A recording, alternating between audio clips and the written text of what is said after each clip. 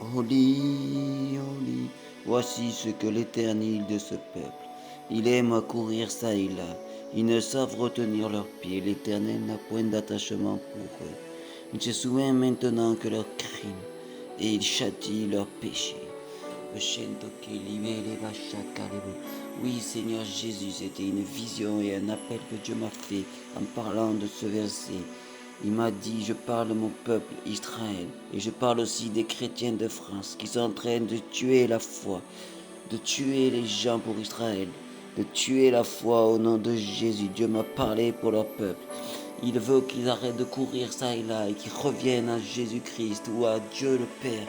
Oui, alors arrêtons de courir ça et là dans le monde, de courir ça et là partout, d'être mis comme un roseau qui tombe, qui plie et qui pourrait casser comme une planche de bois.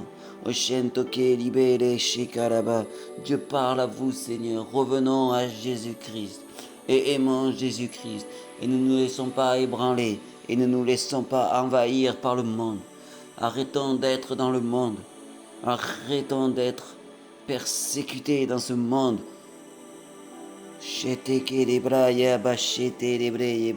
ne sommes pas de ce monde et Dieu veut que vous reveniez à lui. Il y en a marre que vous aimiez plus les choses du monde que les choses de Jésus-Christ de Nazareth.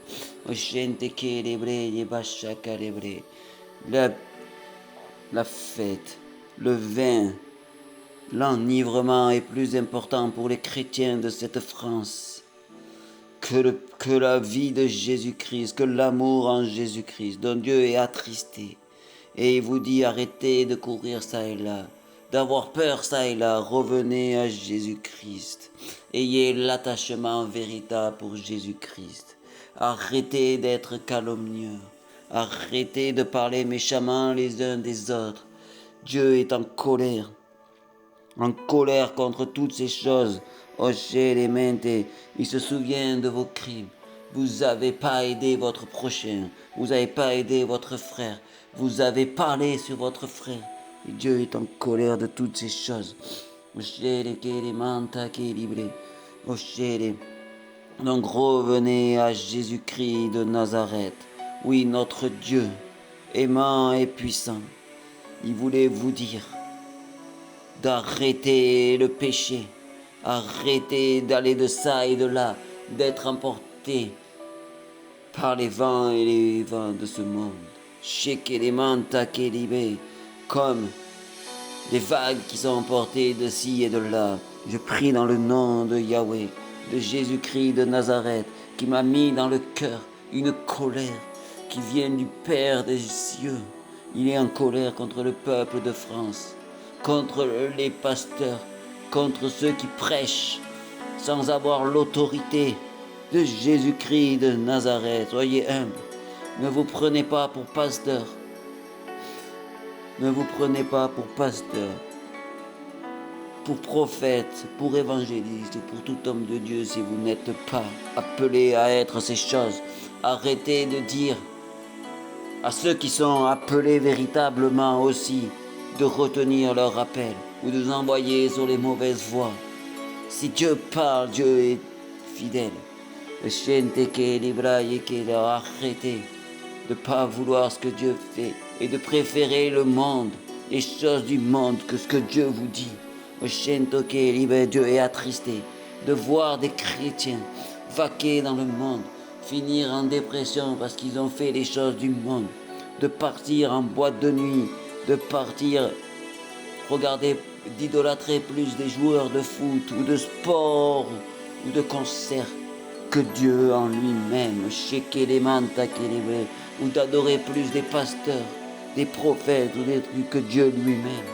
Revenez et arrêtez d'aduler des choses démoniaques comme la fête d'Halloween qui est un truc démoniaque et vous êtes dans ces choses de ce monde. Ne soyons pas de ce monde. Dieu est attristé de ces choses et veut le dire. Si vous ressentez une lourdeur, une apesanteur, c'est Dieu qui la met pour faire ressaisir son peuple, le peuple de Dieu. Il veut envoyer un feu.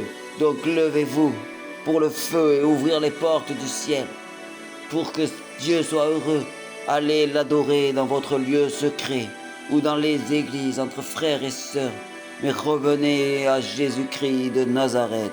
Arrêtez de vous éloigner par tous les bruissements de ce monde, par toutes les choses de ce monde, par votre travail, par la vie, par toutes les choses. Vous n'allez plus dans le lieu secret devant Jésus-Christ de Nazareth. Il est attristé de voir que vous prenez même plus un temps, vous prenez même plus une heure pour prier devant Jésus-Christ de Nazareth tous les jours. Dieu est attristé de vous voir partir dans ce monde, de vous inquiéter de ce monde sans revenir à Jésus-Christ et d'avoir la promesse de Jésus-Christ. Chacun libéré. Je libère ces choses, je libère le feu, je libère la parole qui m'a été donnée de Jésus-Christ. Revenons tous à Jésus-Christ. Revenons à Jésus-Christ, moi y compris. Restons humbles et ne nous laissons pas ébranler par ce monde, le monde. Et il faut des fois dire non à ce monde, dire non aux choses de ce monde qui pourraient attrister Jésus-Christ de Nazareth ou Dieu le Père, car il voit ce que font les chrétiens, ce que font le peuple de Jésus-Christ.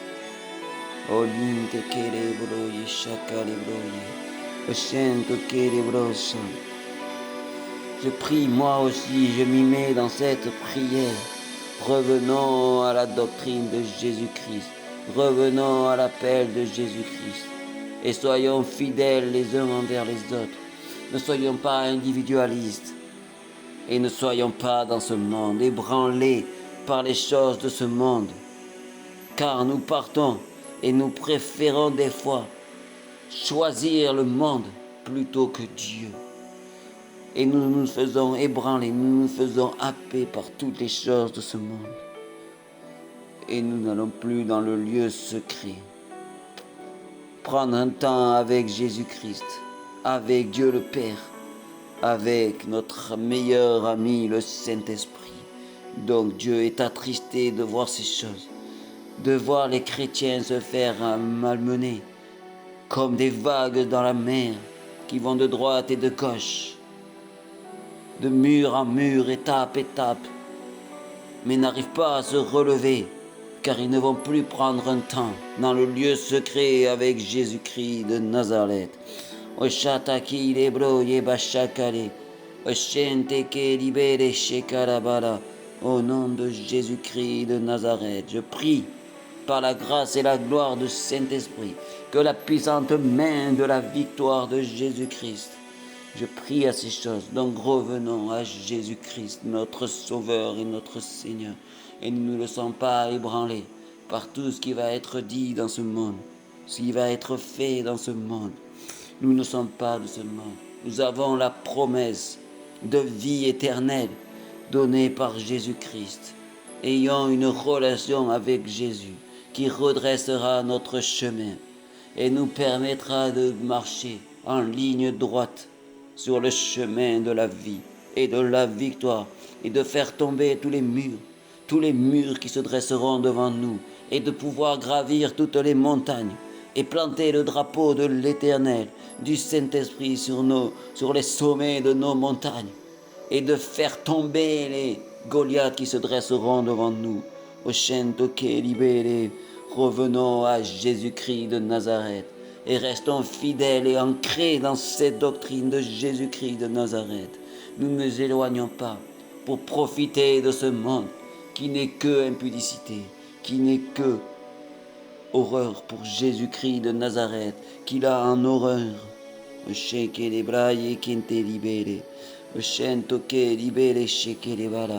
J'ai prié ainsi, c'était la parole que Dieu m'a donnée de partager. C'était la pensée de Jésus-Christ quand j'étais en prière. Il m'a dit aux frères et sœurs qu'il était attristé de voir son peuple entraîné dans le monde et s'éloignant de Jésus-Christ de Nazareth et de lui-même. Il a voulu vous dire ça, le Seigneur Jésus-Christ, par ce verset. Comme le peuple dans les temps anciens s'était éloigné de lui, et avait calomnié et prophétisé sur des fausses doctrines. J'ai ainsi prié, Amen.